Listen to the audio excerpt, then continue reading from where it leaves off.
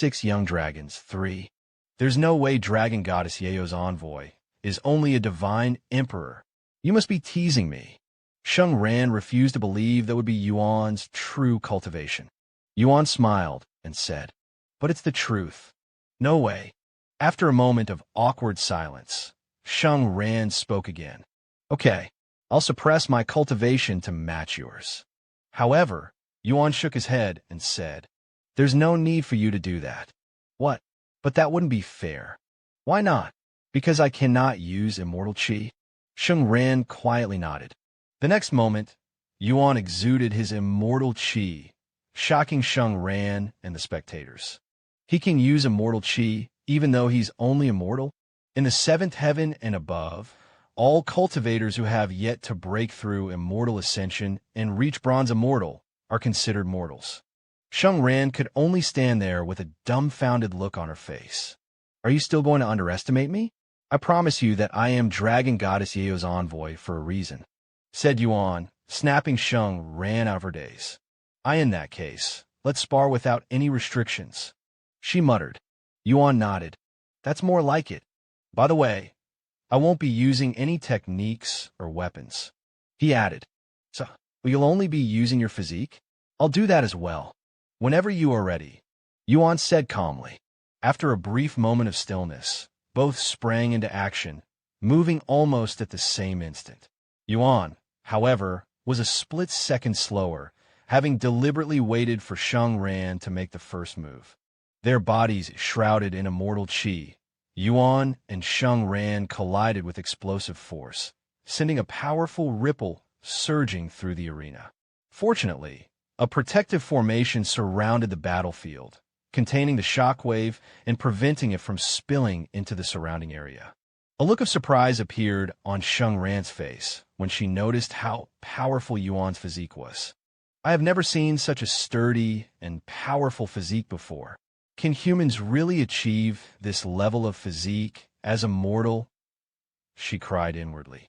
Sheng Ran was a genius in her own right, hence why she was able to use immortal qi while only being at the peak of immortal ascension. However, when she compared herself to Yuan, she felt like an ordinary mortal who had no talents. As the battle wore on, the outcome became increasingly clear. Sheng Ran was drenched in sweat, her breaths growing heavy and uneven, exhaustion evident in every movement. In stark contrast, Yuan stood calm and composed, without so much as a single drop of sweat marring his body.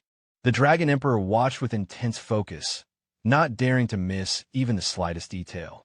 His experience and prowess are far above what it appears. This is beyond the realm of geniuses. So he's a true reincarnator, huh? That explains everything. The Dragon Emperor finally pieced together the truth and understood the situation. Win. Sheng Ran declared her own defeat as she fell to the ground in exhaustion. Although Sheng Ran could wield immortal qi, doing so drained her energy and stamina at an alarming rate, especially under the relentless pressure from Yuan. As a result, the match lasted just over an hour before she was completely exhausted, unable to continue. "It was a good match," said Yuan. Before Yuan could even step off the stage, another figure leapt onto it, his eyes gleaming with excitement. "Senior Envoy. She wasn't even enough to count as a warm-up, was she?" he said with a grin. "How about a match with me, Sheng Ming?" Yuan turned to look at the handsome young man standing before him. His cultivation had reached bronze immortal, and his body exuded an aura that was much stronger than Sheng Ran's. "Why not?" Yuan said with a smile. Seeing this, Sheng Ran quickly got off the stage so they could begin their fight. The moment Sheng Ran stepped off the stage, Sheng Ming lunged at Yuan with fierce momentum, his aura surging so violently that the very air around them trembled without end. Sheng Ming had decided to go all out from the very beginning. Not wanting to disappoint him, Yuan activated his dragon transformation before clashing with him. He can use dragon transformation even though he's a human? Sheng Ran and the other dragons were greatly shocked to see this. That must be Dragon Goddess Yao's powers. There's no doubt that he's her envoy. "I knew you were holding back, but I didn't expect you to be hiding this much power." Sheng Ming muttered through gritted teeth. He had intended to press the offensive, but the overwhelming pressure from Yuan made it impossible. Forced onto the defensive, Sheng Ming could only hope to spot an opening amidst the relentless assault. However, his hopes never materialized. Within half an hour, Sheng Ming was thoroughly defeated, unable to withstand Yuan's relentless pressure. "I haven't experienced this level of defeat since I graduated from this place." Sheng Ming sighed out loud as he lay on the ground. Just like Sheng Ming, several more dragons jumped onto the stage. However, they weren't as powerful as Sheng Ming. Yet, they still wanted to experience fighting with Yuan. "I'll face all three of you at once. Whenever you're ready." Yuan beckoned them. "Thank you for this opportunity, Senior Envoy." The young dragons bowed to him before attacking simultaneously from different directions. Although Yuan didn't deactivate his dragon transformation, he didn't go all out either, allowing the young dragons to fight a satisfying match. Time passed, and in the blink of an eye, Yuan spent the rest of the day sparring with the young dragons in the training grounds. "I'm going to train here a little longer. You can leave without me," she merely said to them at the end of the day. Yuan nodded and continued ascending the dragon spiral mountain with the Dragon Emperor. "Sorry that took so long. I only planned on a few matches. There's nothing to apologize for. I was even expecting it to take a few days." The young dragons enjoyed it. That's all that matters. Yuan looked at him and smiled. "You know, a certain friend told me how the Dragon Emperors have a terrible personality." The Dragon Emperor burst out laughing at such unexpected remarks and said, "Well, your friend isn't wrong." Yuan looked at him with raised eyebrows. 1947 7 Dragon Emperors. "Don't look at me like that. I'm not talking about myself." The Dragon Emperor shook his head with a weak smile on his face. "Since you've only recently arrived in the 7th heaven, you probably haven't heard of any rumors on the Dragon Emperors since they rarely get passed down to the lower heavens. There are only 7 Dragon Emperors across the entire 9 heavens, including myself," the Dragon Emperor said solemnly. "Yet most of them are steeped in controversy. Take the Blood Dragon Emperor, for example. He is infamous for his uncontrollable bloodlust, going on murderous rampages every few years. Entire cities and bloodlines have been reduced to ruins beneath his wrath. Another example is the Poison Dragon Emperor." The Dragon Emperor continued, "A master of venom and toxins, he shows no regard for anything around him when he unleashes his power. Every battlefield he touches is left tainted for centuries, poisoning the land, the waters, and all life nearby. Many innocent beings have perished because of his recklessness. Why do they behave like that? Hell, how did they even become Dragon Emperors?" Yuan asked, "How much do you know about Dragon Emperors? How they are chosen, for example?" Yuan shook his head and said, "I admit that I don't know much about Dragon Emperors since they weren't really a thing during the Immortal Monarchs era." "I see. Then allow me to explain this system to you. There are 2 main requirements to becoming a Dragon Emperor," the Dragon Emperor explained. "First, you must be born into one of the 10 recognized royal bloodlines. Second, even if you possess a royal bloodline, it must reach a certain threshold of purity. Without fulfilling these 2 requirements, one cannot ascend to the title of Dragon Emperor. There are many self-proclaimed Dragon Emperors out there, but only 7 of us are true Dragon Emperors. If someone is born meeting both conditions, they must still undergo the Dragon Emperor ceremony, where they are tested through a series of rigorous trials." The Dragon Emperor continued, "However, that is not the final step. Even after passing the ceremony, they must receive the approval of at least 6 of the 10 recognized royal bloodlines, along with the endorsement of at least 2 current Dragon Emperors. If there are fewer than 4 Dragon Emperors in existence, one may ascend without needing their approval. However, there can never be more than 7 Dragon Emperors at any given time. If there are already 7 Dragon Emperors, anyone who meets all the prior requirements may challenge an existing Dragon Emperor to a death match, fighting for their title." Hearing this, Yuan asked, "Have you ever been challenged for your title before?" "I have only been challenged twice since I became a Dragon Emperor 120,000 years ago. The Dragon Emperor replied with a faint smile. After all, a dragon who meets all the qualifications is born only once every few thousand years, and they tend to challenge the weakest Dragon Emperor out there. Do Dragon Emperors face no consequences for their actions? What are the other dragon clans doing? Yuan then asked. The Dragon Emperor sighed and said, Unfortunately, that's the reality we live in. Dragon Emperors aren't just powerful individuals. They have the full backing of their clans, along with the support of various other forces. Unless someone possesses overwhelming strength and an unshakable reputation, it's nearly impossible to challenge or hold a Dragon Emperor accountable. Even if someone qualifies to challenge them, it's rarely worth the risk, as such actions could easily ignite wars. The Dragon Emperor added with a heavy tone, What about the Dragon Ancestor and the Great One? What are they doing now? Yuan then asked about the dragons of origin. The Great One is the very embodiment of aloofness and selfishness, the Dragon Emperor said. He has no interest in the affairs of the Dragon Emperors. His only concern lies in expanding his personal collection of treasures. As for the Dragon Ancestor, he hasn't been seen for many thousands of years. Is that so? I guess I'll do something about it. The Dragon Emperor looked at Yuan with wide eyes, but he didn't object. After all, Yuan was the immortal monarch, and he had Dragon Goddess Yao's backing. If anyone could deal with the Dragon Emperors, it would be Yuan. Unfortunately, Yuan lacked the capabilities to deal with the Dragon Emperors at this moment, so he had to wait until he did. Sometime later, they arrived at the area situated just above the training grounds, where a single large building stood. It served a singular purpose, used exclusively by the higher-ups of the Holy Dragon Clan for important meetings and discussions. Since there was nothing of importance inside, they simply walked past the building and continued their ascent toward the mountain's peak. Eventually, they arrived at the summit, where an elevated circular platform stood, resembling a grand stage. In front of it stood a stone tablet, distinguished by a uniquely shaped hole carved through its center. Is this? The Dragon Emperor nodded and confirmed Yuan's suspicions. Yes, this is the teleportation device. Although it's capable of extremely long-distance teleportation, it's limited to the other dragon's spiral mountain. But alas, the key used to operate it is currently in the Azure Dragon Clan's possession. Speaking of the Azure Dragon Clan, could you tell me more about them? Yuan asked.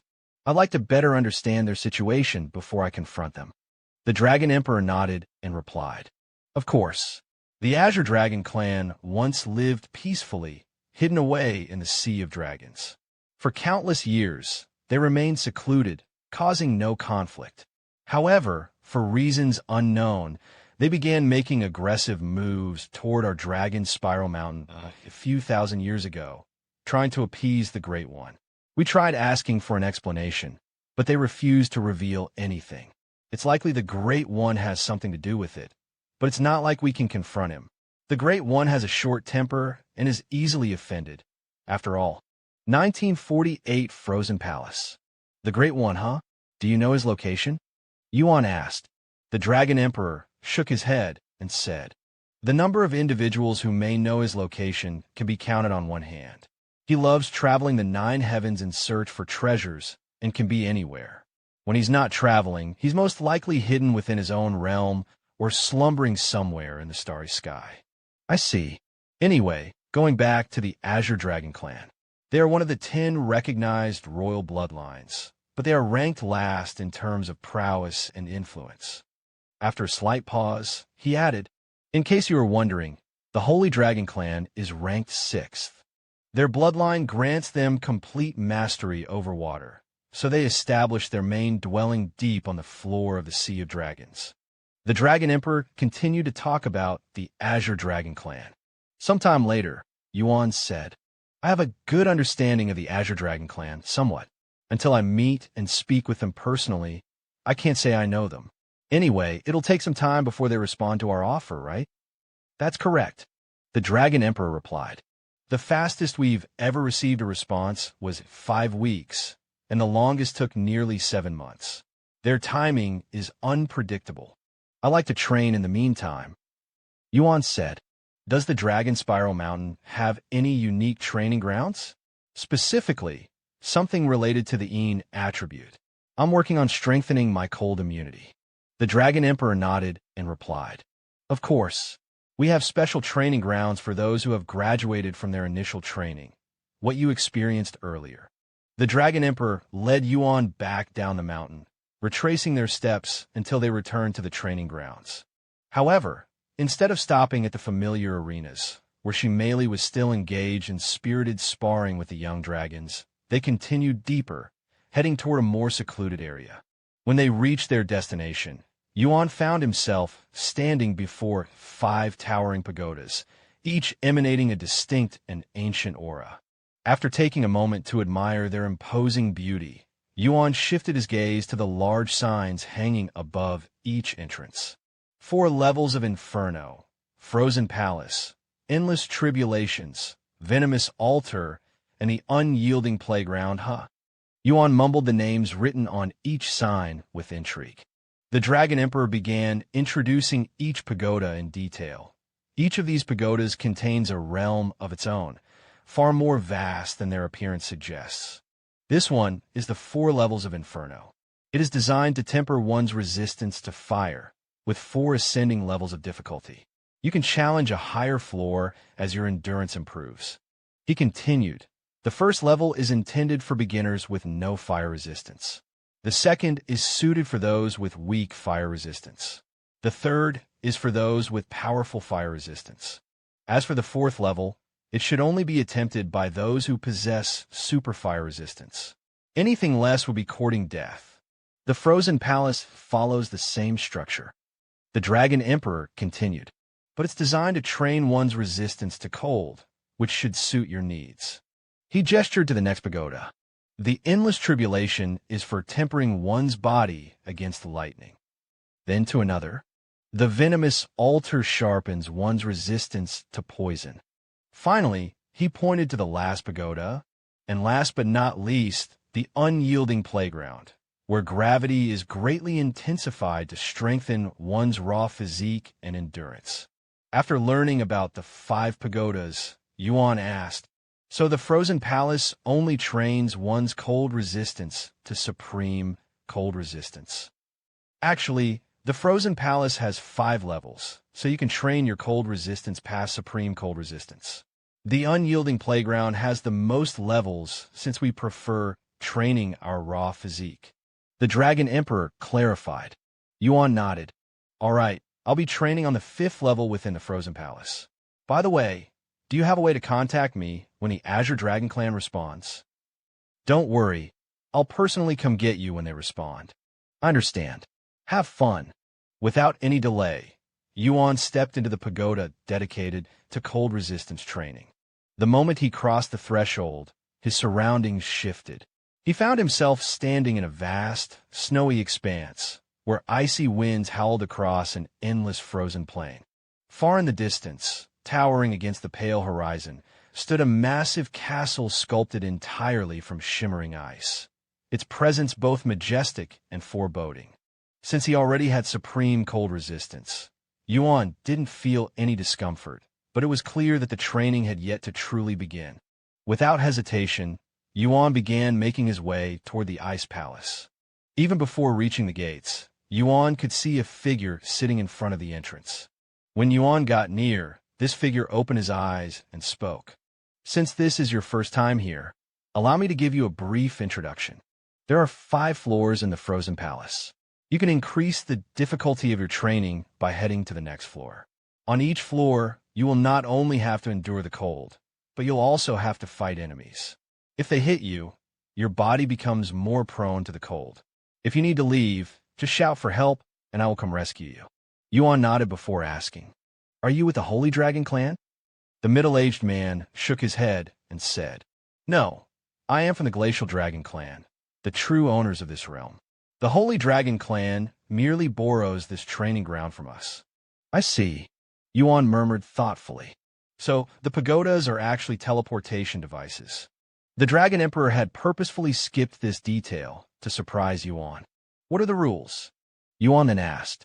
"There is only one rule here. The middle-aged man said firmly, "You are strictly prohibited from disturbing others who are training on the same floor. Violate this, and you will be immediately expelled from the training ground and banned from returning for 100 years." Yuan raised an eyebrow and muttered, "There will be others?" 1949 Frozen Palace, too. "Of course, there will be others.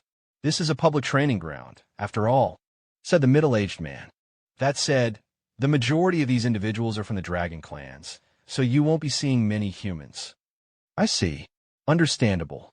Whenever you're ready to begin your training, simply pass through the gates behind me," the middle-aged man instructed. Yuan nodded and, without hesitation, stepped through the gates, arriving at the first floor of the training area. The moment he crossed over, the temperature plummeted far lower than it had been outside, as if he had stepped into the heart of a frozen world.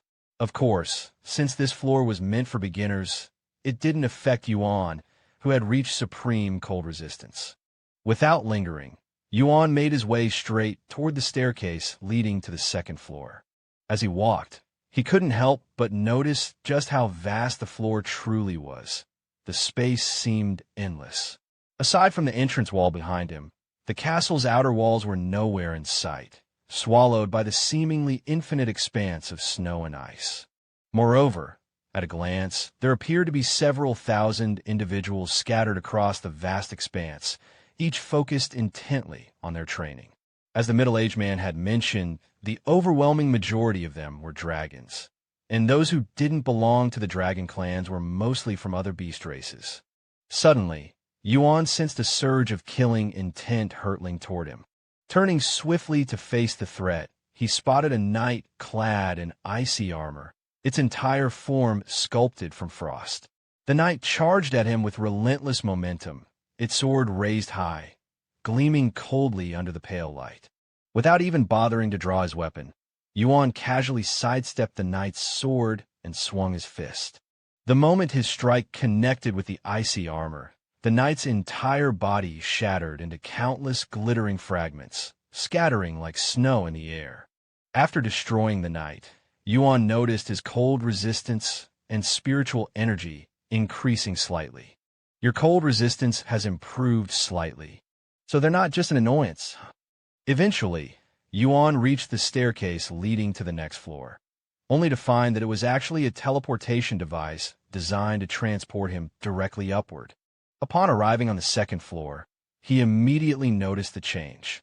The number of individuals training had thinned considerably, with only a few hundred scattered across the vast frozen landscape.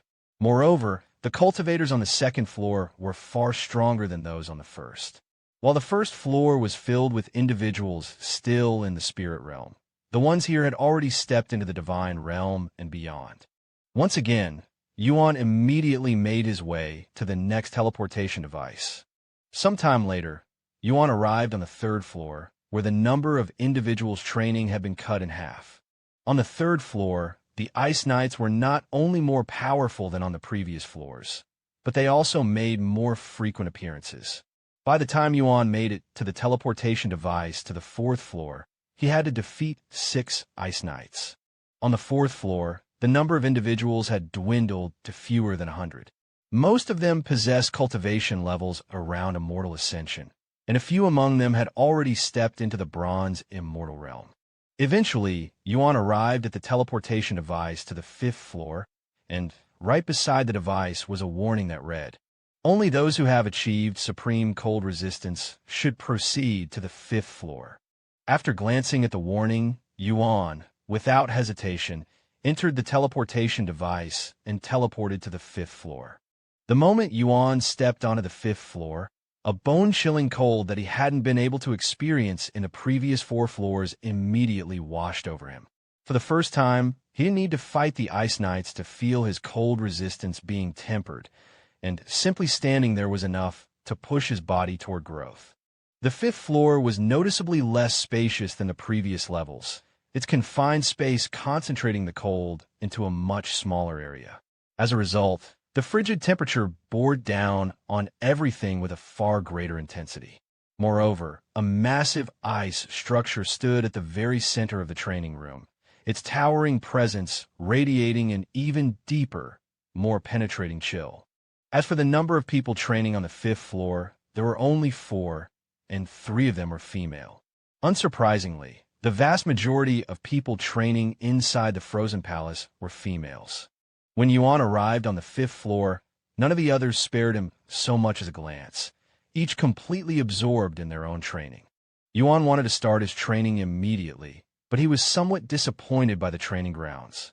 This place is only slightly better than Sun Ling Kai's painting. He sighed inwardly as he made his way to an empty spot and began his training. An hour into his training, Yuan had to deal with an incoming Ice Knight. The Ice Knight did not have a cultivation base, but its raw strength was comparable to someone at the peak of immortal ascension, and it was very skilled with its ice sword. However, Yuan was still able to completely destroy them with his bare fists. Cold resistance has improved. After defeating the Ice Knight, Yuan stood there with a pondering look on his face.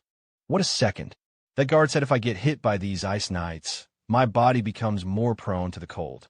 If I purposefully let myself get hit and weaken myself, would that increase the speed of my training? He had to test out his theory and waited for the next Ice Knight to appear with anticipation. An hour later, another Ice Knight appeared before Yuan. This time, instead of destroying it instantly, Yuan allowed it to land a strike on him. You have been temporarily cursed with Glacial Trace. Your cold resistance has been weakened. 1950 Glacial Traces. After being struck by the Ice Knight and being cursed with Glacial Trace, Yuan inspected his body. My body definitely feels colder now, but it's not enough. Since a single curse wasn't enough to see any difference, Yuan decided to let the Ice Knight strike him a few more times. You have been cursed with Glacial Trace. You have been cursed with Glacial Trace. You have been cursed with Glacial Trace. Although Yuan took no real damage or injuries from the Ice Knight's attacks, a glowing blue chain-like tattoo would appear across his body with each strike, each mark representing a single glacial trace. After accumulating 10 glacial traces, Yuan finally sensed a change. His cold resistance had weakened to the point where the 5th floor's environment now felt genuinely threatening. However, in exchange, his cold resistance was strengthening at a noticeably faster rate than before. Naturally, Yuan wasn't the first individual to have considered this reckless action. However, he was definitely the first to weaken himself so much. The middle-aged man, standing guard outside the palace, had been watching Yuan out of curiosity and was dumbfounded by Yuan's actions. 10 Glacial Trace. His supreme cold resistance is now only as strong as super cold resistance. What a reckless human. He'd seen impatient individuals purposefully receiving glacial traces to speed up their training before, but most of them only dared to receive 1 or 2 glacial traces. Even the most reckless individual to train at the Frozen Palace has only accepted 7 glacial traces. Yet, Yuan went ahead and purposefully received 10 glacial traces at once. However, that was only the beginning of the guard's shock, as Yuan decided to receive even more glacial traces, racking up 20 glacial traces in total. This is more like it. A smile tugged at Yuan's lips as he shattered the Ice Knight after accumulating 20 glacial traces. By now, his cold resistance had dropped to the level of powerful cold resistance, a full 2 stages lower than the recommended threshold for surviving on the 5th floor. Yet despite the overwhelming cold, his excitement only grew.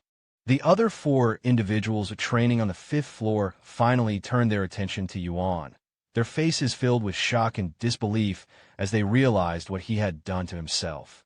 Lowering his cold resistance to such a dangerous level in this environment was nothing short of madness. And yet he stood there, unyielding. Who is that? I've been training here for over 100 years, and this is my first time seeing him. One of them questioned out loud. He's a human, too. Whoever he is, he won't last long with that many glacial traces on him. I'll give him a few days at most before he is forced to leave or dies. One of them sneered. After showing brief interest in Yuan, the 4 individuals quickly returned to their own training. Hours turned into days. A week had passed since Yuan arrived on the 5th floor, and started training his cold resistance. The others believed that he would only last a few days, but he persisted for an entire week and didn't appear to be giving up anytime soon. A month later, the middle-aged man who usually guarded the entrance unexpectedly appeared on the 5th floor, drawing puzzled looks from those training there.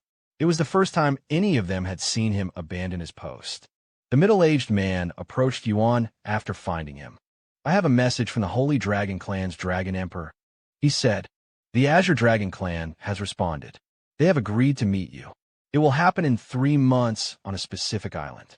You can continue training here for another 2.5 months, since it'll take us 2 weeks to arrive at the meeting place." That's the end of his message. "Do you have anything to say to him?" Yuan then said. "Tell him that I'll see him in 2 months." The middle-aged man silently nodded and left the next moment. He received a message from the Holy Dragon Clan's Dragon Emperor. What's his relationship with the Dragon Emperor? His background must be quite extraordinary.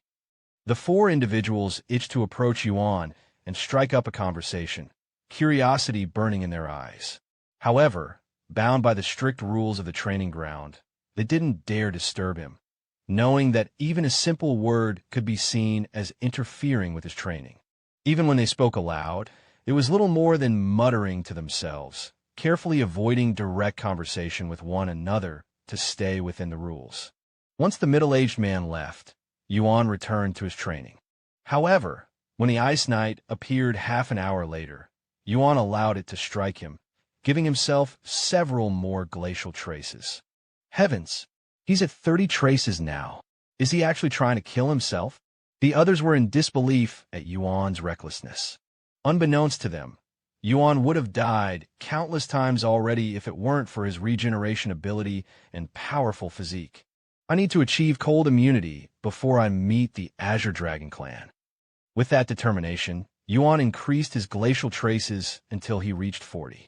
With 40 glacial traces suppressing his cold resistance, Yuan was essentially left without any defense against the cold, enduring a temperature intended for those with supreme cold resistance. Holy shit! How is he not dead? His cultivation is only a divine emperor, too. Look closely. His body is recovering as it is being frozen and shattered. I cannot imagine the pain he must be experiencing right now. What horrifying regenerative abilities. He must have some kind of godlike physique. Or maybe he consumed a miracle treasure before coming here. The 4 individuals training on the 5th floor were so shocked and unsettled by Yuan's reckless training that they found themselves unable to concentrate on their own. One by one, they abandoned